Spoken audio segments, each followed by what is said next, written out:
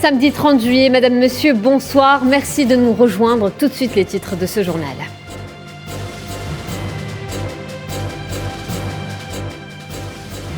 Irak, l'élection d'un président et la nomination d'un premier ministre dans l'impasse. Les partisans de Moqtada Sadr envahissent une nouvelle fois le Parlement.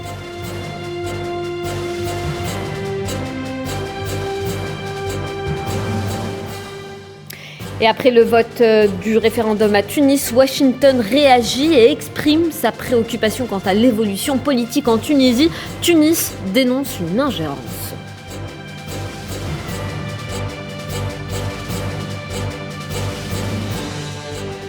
Sénégal, élection législative demain dimanche. Les Sénégalais sont appelés aux urnes pour élire les 165 membres de l'Assemblée nationale.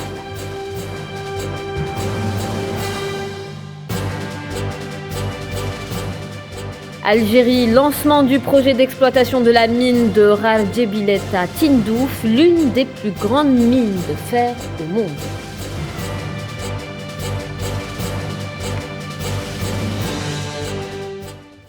Et on entame ce journal avec ces images du Parlement en Irak pour la deuxième fois en quelques jours.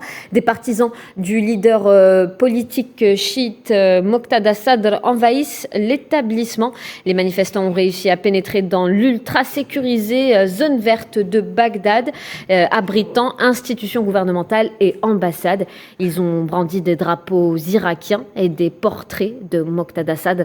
26 d'entre eux ont été blessés et 17 membres des forces de sécurité ont été touchés par des jets de pierre. L'impasse politique est totale en Irak, qui attend toujours la nomination d'un nouveau président et d'un premier ministre. Et force est de constater que la crise politique en Irak s'aggrave à vue d'œil dans l'attente de la constitution d'un gouvernement. Depuis les élections de l'automne 2021, le pays se trouve dans une situation incertaine. Sofiane Baroudi. La crise politique en Irak atteint vraisemblablement une phase critique. Après une tentative mercredi dernier, l'occupation du Parlement par les partisans de Moqtada Sadr est aujourd'hui effective. Les partisans de la première force politique issue des dernières législatives rejettent la nomination au poste de Premier ministre de Mohamed Shia Soudani. Ce proche de l'ancien Premier ministre Nouri al-Maliki est accusé de corruption par le courant de Moqtada Sadr. Soudani est issu du cadre de coordination, une alliance de fractions proche de l'Iran, regroupement al-Hashd al-Sha'bi, une faction armée intégrée à l'armée irakienne, ainsi que d'autres formations politiques, à l'instar du courant Da'wa ou d'Al-Hikma, dont les locaux ont été attaqués hier soir. À ce propos, Ammar al-Hakim, dirigeant de ce courant, a appelé à l'instauration d'un dialogue apaisé entre les sadristes et les partisans du cadre de coordination. Le président du Parlement irakien, Mohamed al-Halboussi, a pour sa part appelé les manifestants à préserver le caractère pacifique et les forces de l'ordre à ne pas réprimer afin d'éviter une escalade de la violence. Pour sa part, Mustafa al-Kadhimi, actuel chef du gouvernement, a appelé au calme et à l'entente entre les différents blocs politiques. Il a exprimé dans un communiqué, je cite, « J'invite l'ensemble des partis à faire preuve de raison et de patience et à éviter la confrontation avec les forces de sécurité, ainsi qu'au respect des institutions de l'État. » Le chef du gouvernement irakien a aussi insisté sur la nécessité d'œuvrer à stopper la discorde, disant que les feux de la discorde risqueraient de brûler tout le monde. Pour sa part, le cadre de coordination a exprimé sa préoccupation quant à ce qu'il considère comme un assaut du Parlement et un dépassement contre les institutions de l'État irakien. Dans une conjoncture régionale et internationale marquée par une grande montée des tensions, l'Irak s'enlise dans une crise politique et institutionnelle qui risque de conduire ce grand pays arabe dans une impasse. Dans ce sillage, le secrétaire général du parti sadriste a exprimé que la nécessité de faire prévaloir le dialogue politique était une position unanime. Ce dernier a appelé à préserver la paix civile et à éviter que le pays ne sombre dans une situation de chaos. Et on va en parler de cette crise politique en Irak avec notre invité Thomas Sobhi, sociologue et militant. Il nous rejoint par téléphone. Monsieur, bonsoir. Bonsoir, madame. Donc l'Irak qui n'arrive toujours pas à nommer un Premier ministre 10 mois après les dernières législatives. Une situation de blocage qui s'est traduite par une seconde incursion en une semaine au Parlement. On vient de le voir à Bagdad, des partisans de Moqtada Sadr. Quelle lecture vous faites de cette situation politique dans le pays ? Alors, vous venez de terminer votre reportage pour dire que c'est le blocage complet. Et pourquoi c'est le blocage complet? Parce que depuis 20 ans, les Irakiens aspiraient à avoir la paix, la démocratie et une vie meilleure. Or, 20 ans après l'occupation, la vie des citoyens irakiens se détériore et la comédie dite démocratique, elle se montre tellement ridicule que les Irakiens ne peuvent plus supporter. Ça fait 4 fois qu'ils organisent des élections depuis l'occupation du pays et chaque fois, c'est au bout de 10 mois, 1 an, elle n'arrive pas à former un gouvernement. Pourquoi? Oui. Tout simplement parce que c'est une caste politique corrompue qui s'est emparée de la libération de l'Irak. Elle s'est appropriée l'Irak. Ils ont délapidé des milliers de milliards. Jusqu'à maintenant, ils sont incapables d'instaurer l'alimentation en électricité d'un pays riche en pétrole. Les Irakiens, la majorité des Irakiens crèvent actuellement de chaleur, tandis que la caste corrompue dans la zone dite verte, elles jouissent de bienfaits de cette libération. Ce n'est pas une démocratie, c'est une nouvelle dictature corrompue qui est en place et ça ne va pas se calmer. Tous les appels au calme, aux apaisements ne servent à rien. Et Monsieur Sobhi, vous venez de le dire, les Irakiens veulent la paix, la démocratie et une vie meilleure. Qu'est-ce qu'il faudrait réellement pour apaiser la tension, pour apaiser la situation en Irak? Il faut que la caste corrompue quitte le Parlement irakien. Ce n'est pas un Parlement représentant le peuple. C'est un temple pour les corrompus. Tant que cette caste-là ne se casse pas, il n'y aura pas de paix. Moqtada Sadr a gagné les élections. S'ils étaient démocrates, ils auraient permis à Moqtada Sadr de nommer un Premier ministre. Il gagne les élections et on l'empêche de nommer un Premier ministre. Et c'est toujours la même mafia qui est au pouvoir depuis 20 ans. Elle veut, désigner les nouveaux dirigeants. Donc, ça ne peut pas marcher. Vous avez vu les gens de la cité, Al-Sadr cité, qu'ils crèvent. Vous rendez compte, la température à Bagdad, elle est 50 degrés à l'ombre et les gens, ils sont prêts à rester dans la rue et à se manifester. C'est ça la réalité. C'est que le peuple crève de chaleur, il crève de faim, il crève de manque de liberté et une poignée de corrompus, il prétend qu'il exerce la démocratie. Merci. Cette comédie ne peut pas durer. Merci Monsieur Thomas Sobhi pour cet éclairage. Je le rappelle, vous êtes sociologue et militant. Et sur un autre sujet, il y aurait de l'eau dans le gaz entre Tunis et Washington suite au vote du référendum de la nouvelle constitution tunisienne. Les États-Unis ont exprimé leur préoccupation quant à l'évolution politique en Tunisie. Tunis dénonce une ingérence. Safwan Ben Sabri. 5 jours après la victoire du oui au référendum de la nouvelle constitution tunisienne, les critiques américaines ne se sont pas fait attendre. Elles ont déclenché les foudres de Tunis. La chargée d'affaires à l'ambassade américaine à Tunis a été convoquée vendredi par la diplomatie tunisienne qui a dénoncé une ingérence et des déclarations inacceptables des responsables américains ayant critiqué l'évolution politique du pays. Natacha Franceschi a dû se rendre au siège du ministère des Affaires étrangères après le communiqué du secrétaire d'État Anthony Blinken sur le processus politique en Tunisie et après les déclarations jugées inacceptables de l'ambassadeur américain à Tunis. C'est ce qui ressort du communiqué du ministère tunisien. Le ministre Othman Jarandi a dénoncé dans le communiqué une ingérence inacceptable dans les affaires nationales intérieures et exprimé la stupéfaction tunisienne après ces déclarations qui ne reflètent pas du tout la réalité de la situation en Tunisie selon lui. Quelques heures auparavant, le ministre Jarandi avait rencontré le président Kais Saied qui lui avait exprimé son rejet de toute forme d'interférence dans les affaires internes du pays, soulignant que la souveraineté de la Tunisie et son indépendance sont au-dessus de tout. Le président tunisien faisait allusion à une série de déclarations provenant surtout des États-Unis, critiquant le processus ayant abouti à un référendum sur la nouvelle constitution, approuvé lundi par près de 95% des votants, mais avec un taux de participation très faible, estimé à 30%.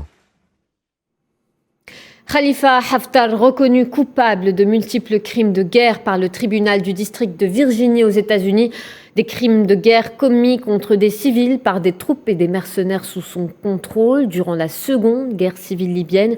Il a été jugé en tant que citoyen américain. Le montant des dommages et intérêts sera déterminé lors d'une nouvelle audience. Les plaignants demandent au moins 50 millions de dollars. Et au Sahara occidental, le commissaire aux affaires politiques, paix et sécurité de l'Union africaine, Bankole Adoy, a été reçu par le président sahraoui Brahim Ghali au siège de la présidence. La rencontre a porté sur la coopération existante entre la RASD et l'Union africaine. Les discussions concernaient également les derniers développements de l'occupation marocaine. Tournée africaine le mois prochain du chef de la diplomatie américaine. Anthony Blinken aura pour but de montrer aux pays africains qu'ils ont un rôle géostratégique essentiel et sont des alliés cruciaux. C'est ce qu'a annoncé le département d'État américain. Le chef de la diplomatie américaine visitera la métropole sud-africaine Johannesburg et la capitale Pretoria du 7 au 9 août, puis la capitale de la République démocratique du Congo, Kinshasa, avant de se rendre au Rwanda. En Centrafrique, l'embargo sur les armes reconduit pour 1 an par l'ONU. Selon le Conseil de sécurité, ses membres s'inquiètent d'une situation sur place qui continue de constituer une menace pour la paix internationale et la sécurité régionale.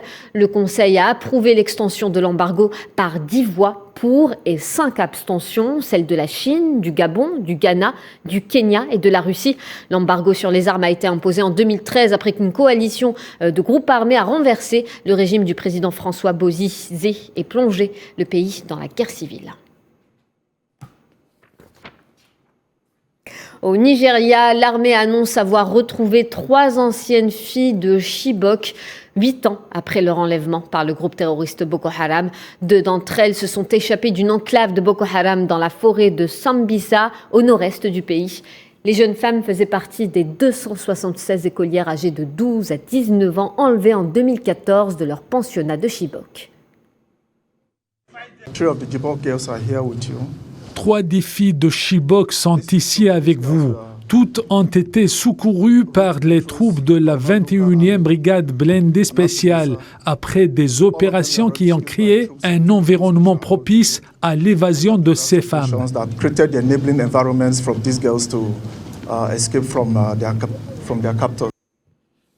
Ils seront appelés aux urnes demain pour les législatives. Les Sénégalais éliront pour la durée de 5 ans les 165 membres de l'Assemblée nationale. Le rendez-vous électoral s'annonce comme un dernier test pour Macky Sall à 19 mois du scrutin présidentiel. Les détails avec Amine Touta.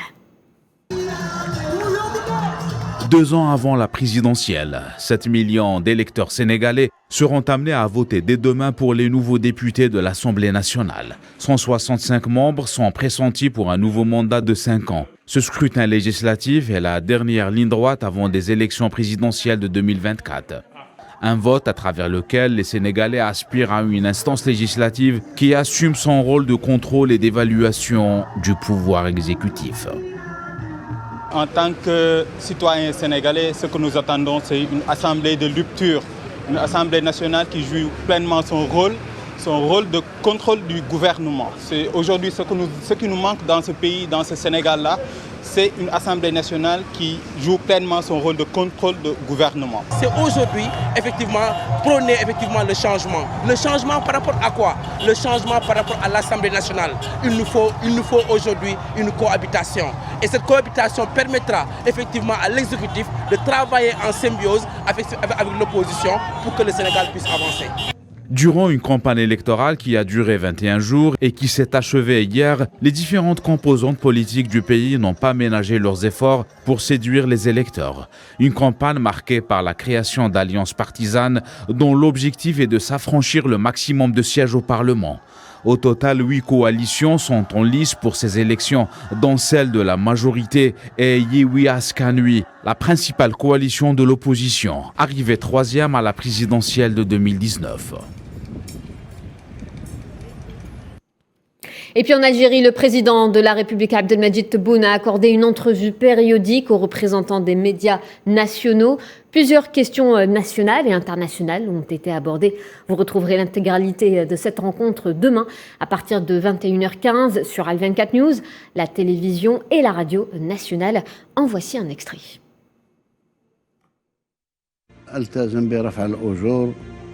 ورفع حتى العلاوة نتاع البطالة. اليوم النية الحسنة والروح الوطنية العالية خلات العمال تاع سوناطراك اللي نحييهم من أبسط عامل إلى القياديين نتاعهم على الشيء اللي هم يقوموا به. ما شفنا مشكل ولا نزاع ولا سوء فهم تفاهم مع إيطاليا.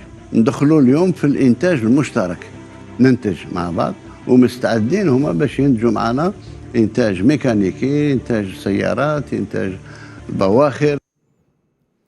Et direction le sud-ouest de la capitale, à Tindouf, où le ministre de l'Énergie, Mohamed Darqab, a supervisé le lancement du projet d'exploitation de la mine Rardjbilet, l'une des plus grandes mines de fer au monde. La résurrection plutôt du projet Rardjbilet s'inscrit dans les engagements du président de la République de mobiliser et d'exploiter les capacités minières du pays, étant l'une des plus grandes mines de traverse de minerais de fer au monde. Les réserves de minerais de fer de la mine sont estimées entre 3 et 3 milliards 500 millions de tonnes, dont 1 milliard 700 millions de tonnes sont exploitables au premier stade de l'exploitation proprement dite.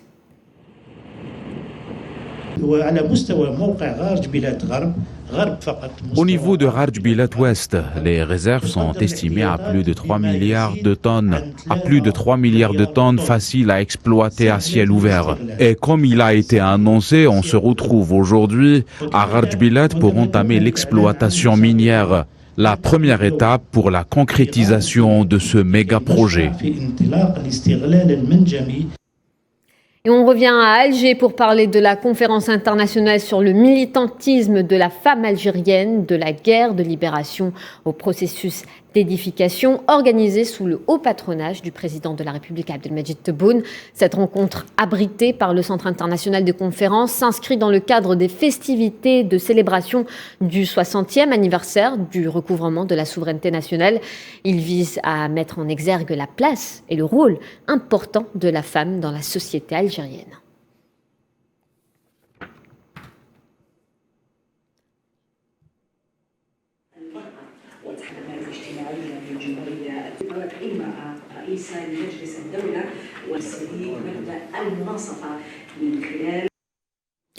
En Russie, le groupe Gazprom annonce la suspension de ses livraisons de gaz à la Lettonie pour violation des conditions de prélèvement de gaz.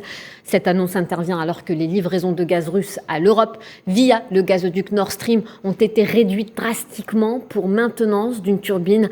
La Russie avait déjà réduit à 2 reprises le volume de ses livraisons en juin, affirmant que le gazoduc ne pouvait fonctionner normalement sans une turbine qui était en réparation au Canada et n'avait pas été renvoyé en Russie. Et le président ukrainien Volodymyr Zelensky déclare que l'ONU et la Croix-Rouge doivent réagir et protéger la vie de centaines de prisonniers de guerre ukrainiens. Déclaration faite après le bombardement d'une prison dans l'Est contrôlé qui a fait plus de 50 morts. Zelensky a qualifié le bombardement de crime de guerre russe délibéré après que Moscou avait accusé les forces ukrainiennes d'en être responsables. Les forces armées ukrainiennes, le service de sécurité, la direction principale des renseignements et le représentant de la Verkhovna Rada d'Ukraine ont publié une déclaration commune à l'ONU et à la Croix-Rouge en tant que garant de ces accords concernant les défenseurs d'Azovstal. Chaque occupant qui maltraite des Ukrainiens, qui les torture, qui les tue, doit savoir qu'il y aura des représailles. Pour cela, même si certains des tueurs russes espèrent qu'ils ne seront pas tenus pour responsables, qu'ils pourront se cacher quelque part, ils doivent savoir qu'ils devront répondre de leurs actes dans tous les cas. La géographie, le temps, les frontières, les murs n'empêcheront pas une juste réparation.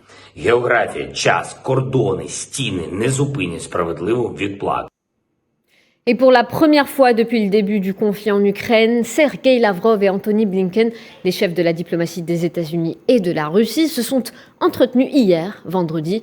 Une discussion franche et directe, d'après Blinken, qui avait annoncé mercredi qu'il prévoyait justement de contacter son homologue russe afin de discuter d'une offre des États-Unis pour libérer la basketteuse Brittney Griner et l'ex-soldat devenu espion Paul Whelan. On va parler économie en Argentine. Le pays connaît l'un des taux d'inflation les plus élevés au monde, avec un cumul de 36,2% au premier semestre 2022. Conséquence, les Argentins investissent les rues pour réclamer l'instauration d'un revenu universel. Mohamed Wali Ben Chaben. À Buenos Aires, capitale de l'Argentine, des milliers de personnes manifestent pour réclamer un revenu universel. Le pays fait face à une inflation galopante. Les prix ont augmenté de plus de 60% au premier semestre de 2022. La colère monte crescendo chez la population. Cette inflation ininterrompue touche les familles de tous les milieux sociaux. Mais c'est une catastrophe pour les secteurs les plus pauvres qui sont en première ligne. Pour tenter de freiner la dégradation de la situation économique dans le pays, le président Alberto Fernandez a annoncé un vaste remaniement ministériel pour les Argentins. Cela ne suffit pas.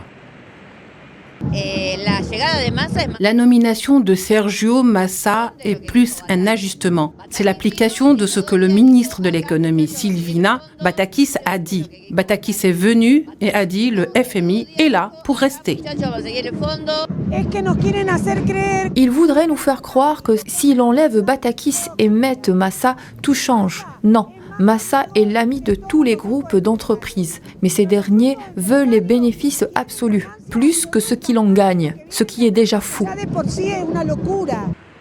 Le pays connaît l'un des taux d'inflation les plus élevés au monde, avec un cumul de 36,2% au seul premier semestre de cette année. Et la pauvreté touche 37% des 45 millions d'habitants. L'Argentine, qui a négocié avec le FMI le rééchelonnement d'un prêt de 44 milliards contracté en 2018, s'est engagée à une réduction du déficit public de 3% en 2021 à 0,9% du PIB en 2024. Et on va parler sport à présent. Euro féminin 2022, c'est à Londres, au stade de Wembley, que sont attendus quelques 87 200 spectateurs pour la finale demain, dimanche, Angleterre-Allemagne. Un match qui s'annonce grandiose. Faisal Salah.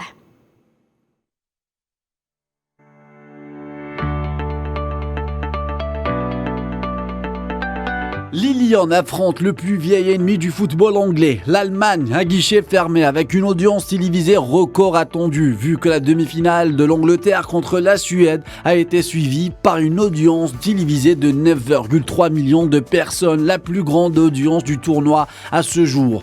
L'Angleterre et l'Allemagne ont respectivement dominé la Suède 4-0 et la France 2-1 en demi-finale. Les Lions auront l'objectif de remporter leur premier trophée majeur, tandis l'objectif de la Mannschaft est de renouer avec sa gloire. Beth Mead est l'arme fatale des Lions, meilleure buteuse et meilleure passeuse de la compétition. 6 buts et 5 passes décisives. Et pour dérailler la machine allemande, les Anglais comptent sur leur sélectionneuse Sarina Wiegman, invincible depuis son arrivée à la tête de la sélection. 19 matchs, aucune défaite. La Néerlandaise, sacrée en 2017, sera d'ailleurs un atout précieux pour mener l'Angleterre à la gloire dans l'Euro à domicile. En face, la National Mannschaft compte bien infliger au pied haute sa 3e défaite en autant de finale dans une grande compétition. Elle connaît d'ailleurs la recette puisque c'est elle qui avait brisé les rêves de sacré continental des joueuses de la Perfect Albion en 2009, victoire 6-2. L'Allemagne a encaissé qu'un seul but durant la compétition. La Mannschaft a les armes pour bien faire plus que résister. Alexandra Popp, 6 buts et ses partenaires sont prêtes à la guerre de Wembley afin de récupérer leur couronne et d'arracher un 9e titre européen. Sport toujours, on va parler aviron, championnat du monde Italie-Varese des U23. Nihed Benchedli, l'Algérienne, décroche la 2e place de la finale catégorie B poids léger en parcourant les 2000 mètres en 8 minutes. 1 seconde et 93 centièmes. La première place est revenue à la Chilienne Isidora Niemeyer avec un chrono de 7 minutes, 55 secondes et 75 centièmes. Julieta Gonzalete d'Argentine a été classée 3e. Nihed Benchedli est donc classée 8e au monde. On écoute sa réaction d'après-course. And here we come. You see those buoys turning red. That means absolutely fantastic. Alhamdoulilah ya Rabbi, je viens de terminer ma compétition au top. Je me suis classée 8e mondiale, c'est avec les top 10 du monde. Et alhamdoulilah, la course, elle n'était pas facile. Et donc, j'ai bien géré ma course. Je me suis classée 2e en finale B et 8e mondiale. Je suis très fière de mon résultat et je viens de vous signaler que je suis la 2e athlète après Sida Lipodina qui atteint ce niveau de compétition qui est une finale B. On va parler culture avant de se quitter, direction la Croatie, plus exactement le Motovun Film Festival qui prend fin ce samedi. L'occasion pour nous de revenir sur l'un des festivals de cinéma les plus connus d'Europe du Sud-Est. Amira Petia. À la croisée des chemins entre l'Italie et la Slovénie. En Croatie, le festival du film de Motovu a pris fin. Cette année, et comme à s'accoutumer, le village de Motovun s'est transformé en cinéma à ciel ouvert. Connu pour son charme et son exigence, le festival a pu décrocher la réputation de l'excellence. Depuis 50 ans, sur les places du village, les villageois et les festivaliers vivent une magie cinématographique. Pendant 5 jours, un programme très riche, un mélange de comédies farfelues, de films politiques, mais aussi de films musicaux. Le festival met en avant des films indépendants ou venant de cinématographie éloignée ou méconnue. On citera le film du réalisateur italien Mario Martone, Nostalgia, qui nous raconte l'aventure de Félicé. Le protagoniste revient à Naples, sa ville natale, après 40 ans sans avoir mis les pieds. Là, il sera confronté à un passé tourmenté.